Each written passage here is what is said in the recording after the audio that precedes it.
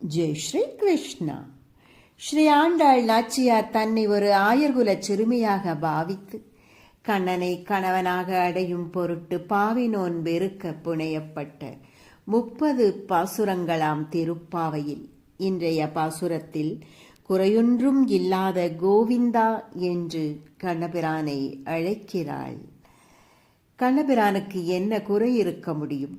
ராமாவதாரத்தில் ராம பட்டாபிஷேகம் நடந்தபோது இந்திரலோகத்தில் 8 திசை பாலகர்களும் இந்திரனுக்கு பட்டாபிஷேகம் நடத்தியது போல அயோத்தியில் ராம பட்டாபிஷேகம் நடந்தேறியது என்று ஏதோ ஒரு ஆர்வக் கோளாறில் வால்மீகி முனிவர் எழுதிவிட்டார். ஸ்ரீராமனுக்கு இது மிக பெரும் குறையாகப்பட்டது.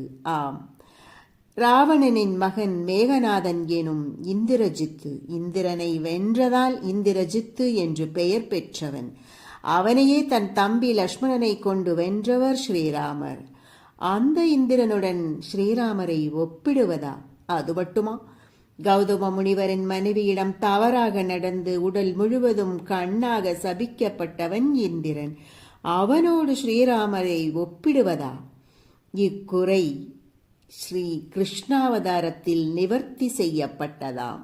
ஆம், ஆயர்கள் இந்திரனுக்கு செய்து வந்த வழிபாட்டை நிறுத்திவிட கோபம் கொண்ட இந்திரன் பெருமழை பெய்விக்க கோவர்த்தனகிரியையே தூக்கி ஆயர்குல மக்களை காத்த கண்ணனின் காலில் விழுந்தான் இந்திரன்.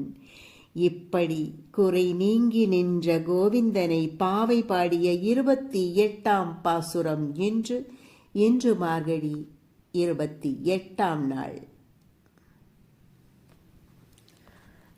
கறவைகள் பின் சென்று கானம் சேர்ந்துண்போம், அறிவொன்றுமில்லாத ஆய்குலத்து ஒன்றன்னை பிறவி பெருந்தனை புண்ணியம் யாமுடையோம்.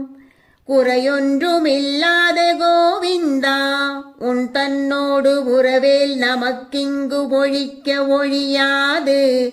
அறியாத பிள்ளைகளோம் அன்பினால் உன் தன்னை சிறு பேரழைத்தனமும் சீரியருளாதே. இறைவா நீ தாராய் பறையேலோரெம்பாவா.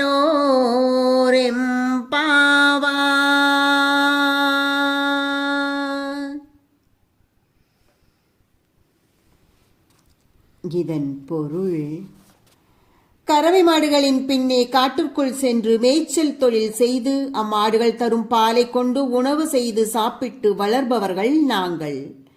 உலக அனுபவம் போன்ற எந்த அறிவும் இல்லாத இடையர் குலத்தைச் சேர்ந்தவர்கள்.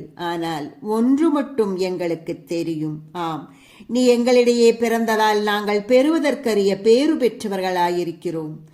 குறையொன்றும் இல்லாத கோவிந்தனே, உன்னோடு எங்களுக்கு உள்ள உறவை எப்போதும் யாராலும் பிரிக்க முடியாது. அறிவிச்சிறிய பெண் பிள்ளைகளான நாங்கள் அன்பின் மிகுதியால் உன்னிடம் உள்ள உரிமையால் உன்னை கண்ணா, மணிவண்ணா, கருணாகரா என்றெல்லாம் பெயர் சொல்லி ஒருமையில் அழைத்து விட்டோம்.